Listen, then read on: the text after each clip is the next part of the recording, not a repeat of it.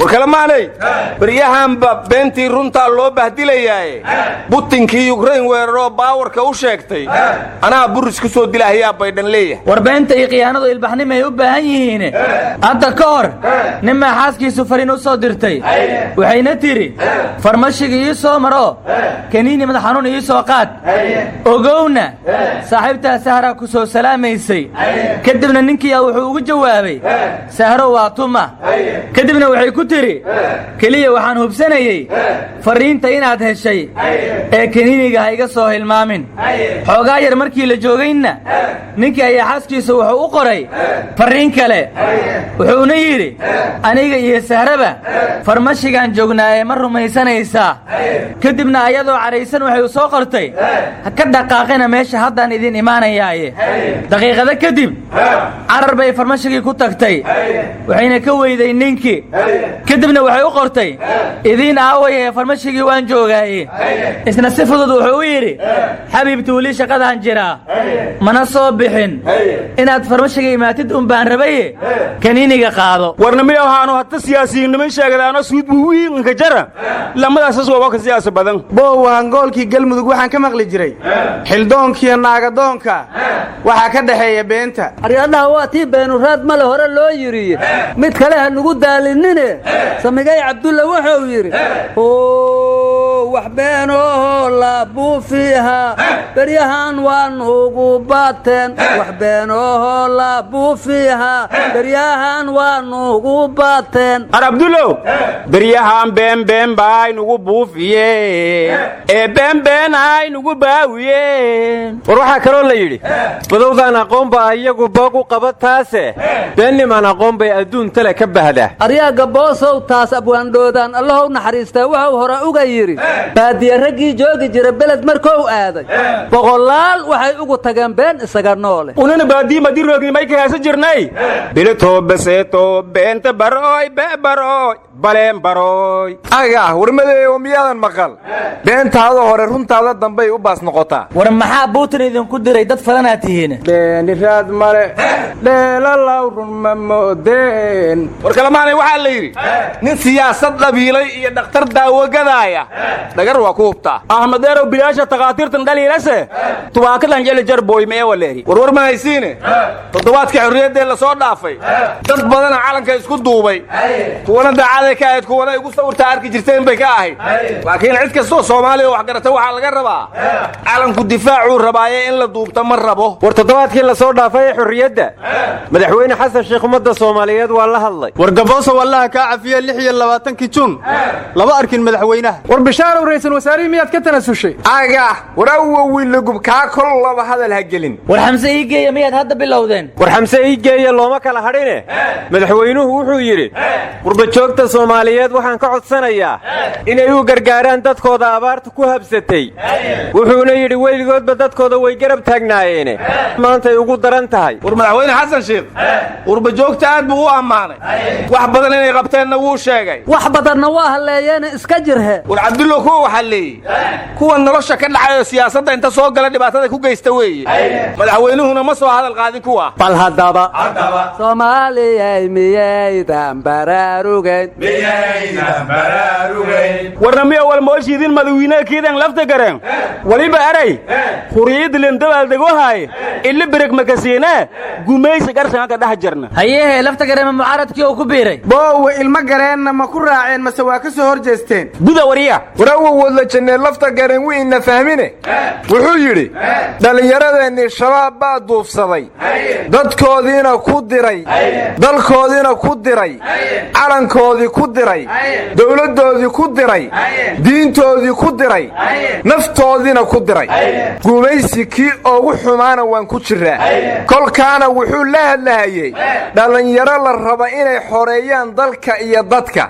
oo tababar ka soo baxday wah madaxweynaha ma dasmayn aray way dalku ii dadshay diinteen furgaan duunyada nool dawliin bahanaaye waldaneeyaw dawliin bahanaaye warwar ma haysiina ilmihii eritariya loo qaaday ma la keenay tababarkelaan hiray waalidkooda mar dhow la tusaa ma la yidhi war codsigii waalidiinta madaxweynuhu waa ka aqbalay miya war ma eritariya joogaan mise tigree war mar horay tigree ka adkaadeen soo laguma dhicin awalba waan ogaa meel soomaaliya gashay inaan laysu daahayn warwarka waad la waalateene madaxtooyada soomaaliya waxay sheegtay in askartii eritariya loo qaaday qaarkood ay dhinteen horta tigree hadday ka adkaadeen in wax ka dhimahayaan lama diidanee meeqay ku sheegeen geerida war geerida haga walan wada samanyaa haaniya heren oona madeeyow adiguna tanya eritariya haan hanala daba joogina naga fadhiisa meel warwarka waad la waalateen waxaad sheegayseen anigu idinma sheegine afhayeenka madaxtooyada cabdikiin cali kaar wuxuu yidhi ciidanka qaaraa ka dhintay waalidiintuna waa og yihiin inta noolna dowladda soomaaliya waxay ka shaqaynaysaa sidii degdeg loogu keeni lahaa dhimir tegay dhammaasho kuma soo naqdaan maqli jira warwar ma haysaane xisaabaadkii wasaaradda maaliyadda iyo baarlamaanku maalmihii dhoweed ka doodayeen guddi baarlamaan iyo 7 xubnoodaa loo saaray iyagaana baaris sugan laga sugayaa war guddigaas bayli walka daray warmadeeyo maxamed mursal laguma darin guddiga warmaday bilaasha ula yaabaysaane 5 sano tagtay waxaa laga bartay inkii la baari lahaa guddigii wax baari lahaa madax looga dhigo aryadaha siciid qoorsheel horta golaha wasiirada ee soo socda ma ku jira ha la yidhi warxan firasha ma ku heshay warawowood la gubiyaa idiin sheegay in golaha wasiirada bayle lagu darayo war maalmihii dhoweed markii baarlamaanku su'aalaha wasiir bayle weydiinayeen gabar xildhibaanada ka tirsan baa makrofanka soo istaagtay waxayna tidhi waxa meesha ka socda cabsi le waaye war wasiir bayle mar la weydiiyey lacagtaani madayna mase waa deeq wuxuu yidhi labadaba warwar ma haysaana lacagta qurbajoogta soomaaliyeed fiisaha looga qaada markay dalka imanayaan wasiir bayle wuxuu yidhi waxaa ka soo xarooday sannadan $2,000 war malaha waa sanadkii karoonuhu adduunka kala xidhay war gaboosow hal maalina 2,000 ka badan soo xarootaa xagala geel wax gundiga lagu qariyay kaweel isan laymana erijarne war lacag haddaad ka dhargaysiine mid tiro badan oo muddo kororsigii dartii soomaaliya looga xayiray ayay midowga yurub hadda soo fasaxeen waxaana ciwaanada warbaahinta caalamka maanta haysta ay yihiin lacagihii farmaajo ay midowga yurub ka xayireen oo xasan sheekh loo fasaxay war cabdiraxmaan cabdishakuur halka wareejiyo dadka abaarta haytan giibiyo war cabdiraxmaan cabdishakuur oo aad moodo inuu shaqadii wasiirka arrimaha dibadda hayo dhambaal uu ka siday madaxweynaha soomaaliya ayuu gaarsiiyey xogeeyaha guud oo jaamacadda carabta wuxuu kaloo la kulmay wasiirka arrimaha dibadda ee dalka masar wuxuuna ka codsaday labada mas-uul wadamada carabta oo aan ka mid nahay inay soomaaliya abaaraha ka caawiyaan dhambaalka madaxweynahana waxaa la yidhi jaamacadda carabta wuxuu uga digay soomaaliya dhibka ka jira inaysan indhaha ka qarsan war aan heloshin cabdiraxmaan liyaabtan lan halka dhuntii hanga galan geliye waa leeray dadsiya baahana war cabdiraxmaan cabdishakuur jaamacadda carabta muxuu habin waayo u oran waayey war haddaad muslim tihiin oo allihiin alle yahay ood ilaahay garanaysaan lacag waad haysataane dadkan muslimiinta ah ee baahan caawiya war horta carabtu ma oga miya inaan annagu carabta ka mid nahay war allah kaa cafiya taashow carabisaan uma taal dhagamana indhayara warwarka waad la waalateene madaxa iskaashiga caalamiga ah midowda yurub juta orbadlyan ayaa maanta waxay sheegtay in ururkoodu uu soomaaliya gaarsiin doono lacag dhan 13.5 milyan oo euro taasoo la xayiray markii ay dhammaatay muddadii madaxweyne farmaajo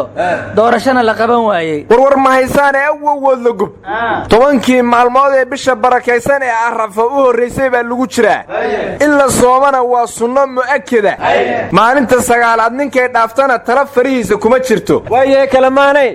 maalin kasta saasaa la yidhi iyo saasaa la yeelay baad ku jirtaane maad ka faa'iidaysataan khayrka warwar ma haysiine nin ciraaqiya oo ingiriiska ka soo lugeeyey ayaa 11 bilood ku yimid xadka marka annakaaba sacuudigu noo dhow yahe maa lugayno aga wartaasho baalamuuda ka badatay meena shaqo tagtaa rabtaa horta markaad soomaaliya ilaa yemen lugaynayso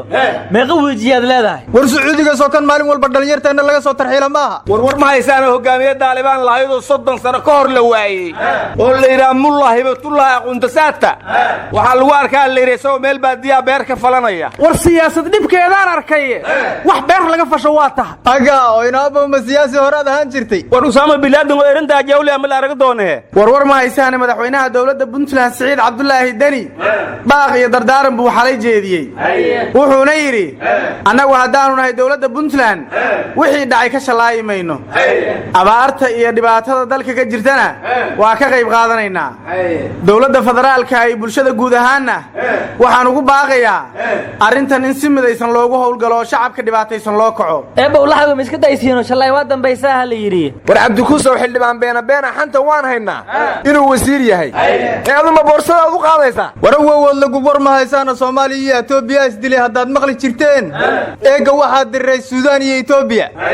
ciidanka etoobiyana waa laga adkaado hal xeraa laga qabsaday baa la yidhi war tigre iyo etoobiyaba waa direeraan maqli jira war soomaalidu waxay u dahdaba maaha war bootada ma iska dhaafteen ciduud nagamada liidatee maskiin oo shalay dhaladii sabankee hilmaantay warya war 2009 bay ayagoo cagacadoo lugeynaya xamar ka baxeen haa geeki shacabka shiido eeg mi yartooda war kala maanay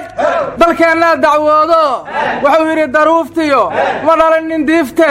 dooqiinna weeye dalag layga beertiyo durdur laga cabaayiyo dhirta daaqa bixido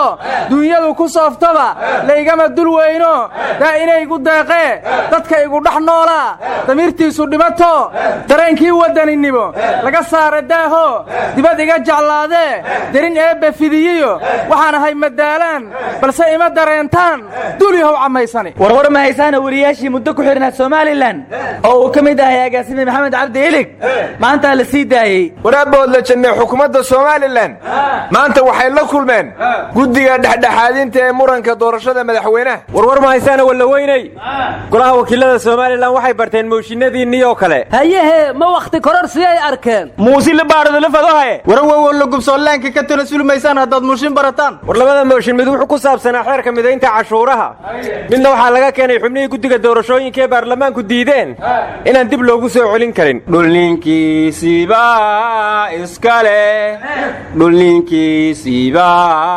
iskale bal haddaba